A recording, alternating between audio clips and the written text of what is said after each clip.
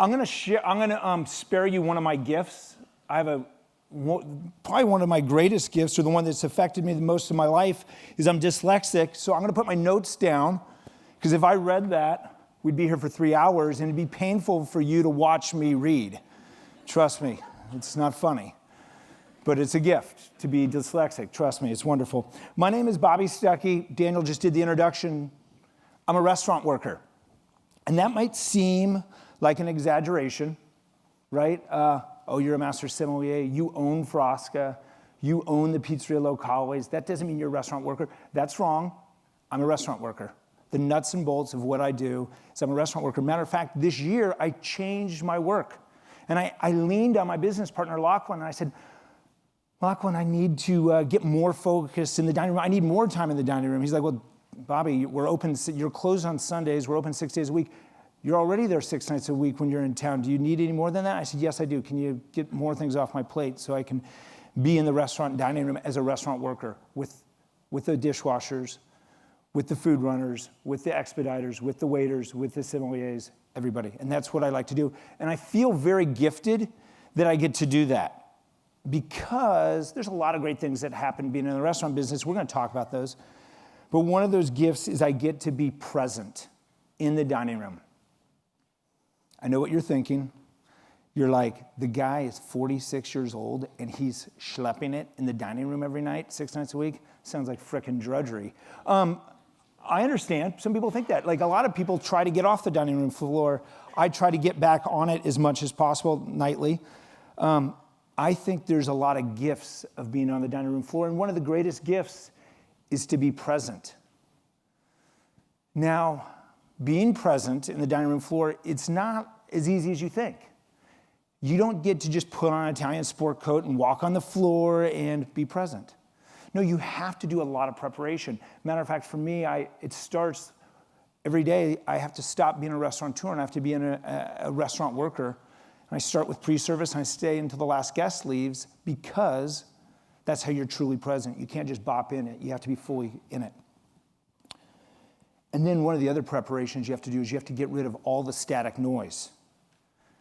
I'm going to talk more about static noise in a moment, but we all have to do that. And if we do it, it'll make our industry better. I want to tell you a couple stories today, but one, Daniel mentioned I like running. Yes, I do. I love it. I'm a runner. I met a guy through the running community, and he had a reservation. He was coming into Frasca. He had a big birthday coming up. Bob had a big birthday, and somebody had gotten a gift card. He and his family were coming into Frasca. Frasca is a special occasion restaurant. He'd never been in. He'd known me for a long time, never been in, first time. Whole family's coming in. They come in, they've got their son, Alex, great kid, great family. They come in, we pour them a little, we're a Friulano restaurant, so we're based on the region of Friuli. Pour them a little Friulano Bianco, get them started, and everything's going great. First course comes out. I don't run the first course. I was attending to another table. First course comes out, and I look over, and I see the mom slicing the food and feeding Alex. I forgot to mention to you all, Alex is in a wheelchair, and he has never been able to use his hands. And I watch it, and I happen to be there to be the one to bust the table. And then a couple moments later, sets in the kitchen. That's what the kitchen says. They need hands to run food. I'm the one, it's an 8-top, so I'm running the food, and I've got position 2 and 3. Remember, I'm dyslexic, I'm gifted. That is always a challenge. If you've ever thought about it, you see those dyslexic guys run food, it's intense. P2, P3, P2, P3. I successfully execute dropping P2 and P3 to Alex and his mom, and I look at them, both of them, and I said, hey, why don't I cut the food and feed Alex so you can enjoy the food while it's hot? And the family was like, what? They were like totally blown away. It's kind of weird to me. I thought it was quite natural, right? Like, what's the first thing you learn as a front of the house person when you put your foot in the cauldron of the back of the house is when the food is freaking hot, run it to the table so it can be enjoyed hot. Well, wouldn't you think the whole family should enjoy it hot like all the rest of the guests? Doesn't matter if there's a disadvantage of eating. I thought that was normal. You may think that's the end of the story. 2 days later, I know exactly what I was doing. My wife had given me my allowance, happens once a month, and I was down getting some New Balance running shoes, actually the ones I was wearing Saturday, and I was getting these New Balance running shoes, and the lady ringing me up, Sarah, said, Bobby, you know what? You can't believe how much you impacted that family that was in Saturday night. And I'm like, what? I just ran food to the table and like bust it once. They're like, no, it was like, they were really impacted. I was like, oh, that's nice. And I was like, kind of like, really? I got to work that day and there was a card, a handwritten note right here from Bob, Ann, and Alex saying that had never happened to them before. 25 years of the family dining together, and no one had been present in the dining room to pay attention to their needs.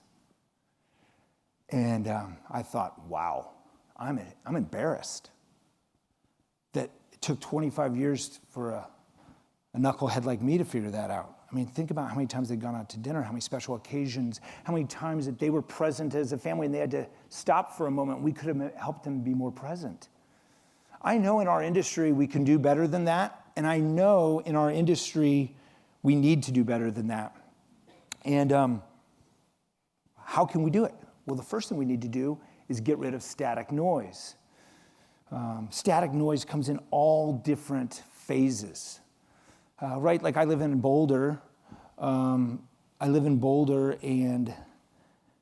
we have a college town, so I have some college students that work for me. If static noise for them might be finals or their first Christmas away from their parents, a breakup, a death in the family. Those are all big static noises to them. I'm going to tell you one other quick story, and we'll be done with story time. But I had an employee.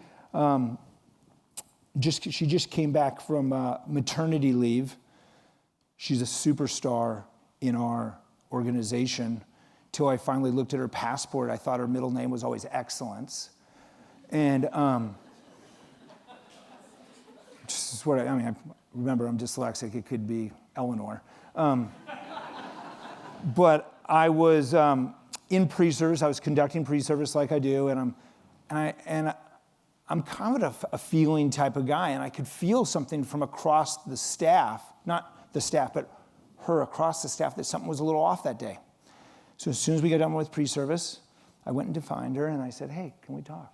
Is everything okay? And she let me know that she was really struggling with being a new mom and living up to her middle name of Excellence at work. I don't have children. My wife and I have never had that gift, but I listened. I can do that. I can't give advice on having kids, but I can listen. I can be empathetic. I can say, hey, let's not worry about this. Let's be creative. I don't know how to help here, but we're going to help, and we're going to figure this out. And I didn't solve any problems. I didn't. I just listened. And because of that, we were able to, the two of us, remove the static. And I shouldn't take just the two of us, actually. Peter was there too. We were helped to remove the static noise so she could get back to being a great mom, and I know she's going to be world class at this, and to continue with excellence. There's some static noise that is way bigger than little Bobby, or way bigger than my little restaurant, or actually way bigger than my community. There's two of them I'm going to talk about today, and they are really holding back the industry from the excellence it could be. And it's really holding back because it's holding back the industry. It might be holding back the whole country in a lot of things. First thing I want to talk about, there's two of them. One, and they're pretty unpopular topics, but they're top of mind, is immigration and pay equity. Let's talk about immigration first. How many people here like to eat vegetables? I mean, that lunch was pretty good, huh? I'm into them. Just try them if you don't. Try them sometime. Summertime, right? How many people like to drink wine grown here in the United States? You know, we have some good wine regions, Oregon, Sonoma, Napa, Finger Lakes, right? How many people like going to a restaurant? Shit, I like working in one, right? I couldn't work in a restaurant, I couldn't eat vegetables, I couldn't drink wine if we did not have people who immigrated here to help us do that and help us do it fantastically.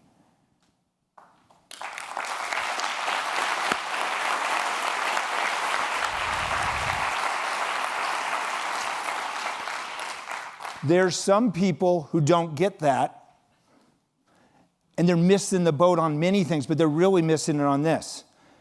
Look, think about how great those employees are. Think about how great those vegetables taste. Think about how great that wine is. They're not doing it because they are making less money doing it. They're doing it because they're great workers. And I'll tell you this right now, those are some of the best employees, some of the best workforce this country has, and they're dealing with static noise that is way more intense than any static noise I have. Think about how great of a job they're doing. When was the last time you sat down and talked with someone who might be an immigrant, who might not have proper documentation, and asked them what the feeling was like to have the fear of deportation? I have, and it's real. They are dealing with a static noise that I don't have to deal with. And if we can get rid of that static noise, wow. Because I know how many people in here work in the restaurant business? How many people in here hire people? What is the common theme in the United States right now? It's hard to hire people. We don't have enough great people. So somebody with a fake tan has it wrong on them taking jobs away.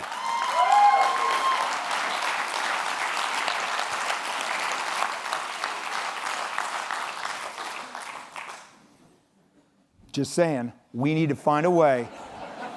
Man, I'm gonna get in so much trouble when I get home. My wife's gonna you did that? Because she asked me what the speech was about. I told her I was just gonna get up here and talk about my feelings. Hang on. So I said, she goes, what are you doing? I go, I'm just gonna get up there and just riff on my feelings. I'm an emotional guy. But really, we need to do that. Wow, Stuckey. The other one that we need to talk about is just as important. We need to talk about pay equity. Man, front of the house, service staff, back of the house kitchen. Look, the line chef is an integral part. And let's think of in big picture. Let's just not think of our restaurant. The line chef is an integral part of the U.S. economy. Because those guys show up and those gals show up and they got to do things that I can't do. They need to be consistent and put out beautiful food, not in my restaurant, but in every restaurant across the United States, in every city. And they have to be creative too. Like they're working crazy hours and they have to be creative. Intense. And they're not making enough money. And it's intense. And we have to find a way to change this.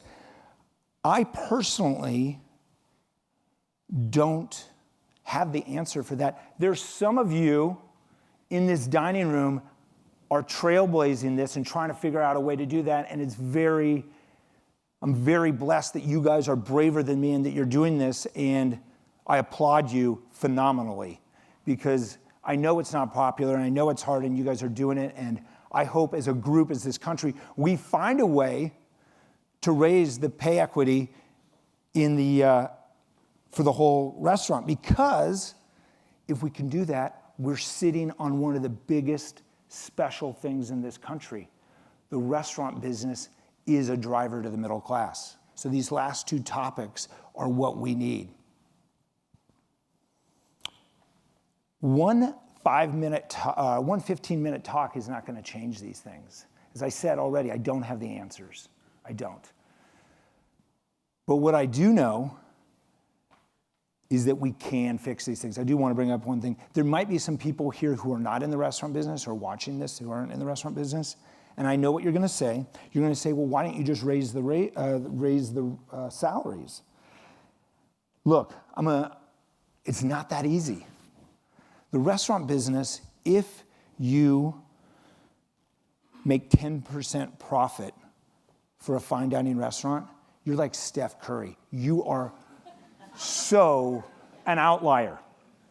10% profit. Let me just share some dirty laundry, not dirty laundry, just a fact of life. If you're in the healthcare industry, if you're in finance, if you're in manufacturing, if you're in many other industries, if you did a 20% profit, which would be twice as good as Steph Curry, an outlier, you might get fired.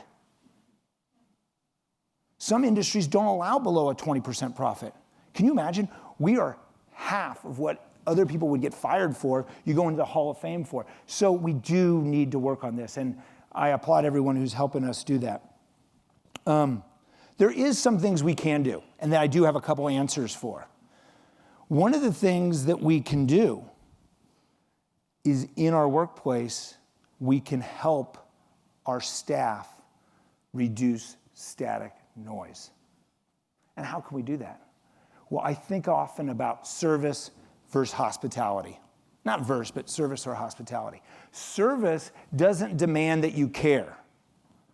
Hospitality, it is a necessity that you care. You can't fake it. With hospitality, I think we need to, yes, bring hospitality to the guests. I love doing that. But now it's also time for us to bring hospitality to our employees, our coworkers, our management style, and in our business practices. And once we do that, we can get back to getting people to be present.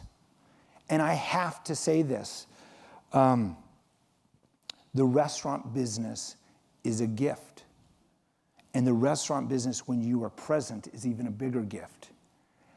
I also want to say, look, the restaurant industry is a special thing. It is an incredible economic stepping stone into the middle class. And this is exciting, and we should be proud to be part of it. You know, it's an election year. And what are we talking about? We're talking about factories closing and jobs going overseas. We're talking about people trying to reach up into the middle class. Well, I have to tell you this. It can happen in the restaurant business. The restaurant business is in every city in America. It's not dependent on a factory. It's not dependent on anything other than a restaurant.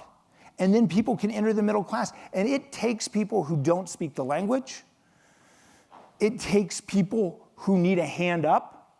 It takes people that other professions wouldn't touch because of a criminal record or whatever, or just being quirky like me, and you can enter the restaurant business. I'm a product of the restaurant business. If you would have seen me 30 years ago as a busboy, that's intense. I tell you, Patrick Campiello would die for that t-shirt. Sisters of Mercy, tell you, that's legit. So, it took me, a punk rock, ADD kid who had just gotten promoted to a public school, do you know what that means? Kicked out of Jesuit school. And I got to enter the middle class from being a server and then being a sommelier. We are very lucky. The restaurant business is fantastic. Now it's our job to give the gift of presence to everybody. And the way to do that is to get rid of static noise so everyone can enjoy the gift of it if they want. Grazie.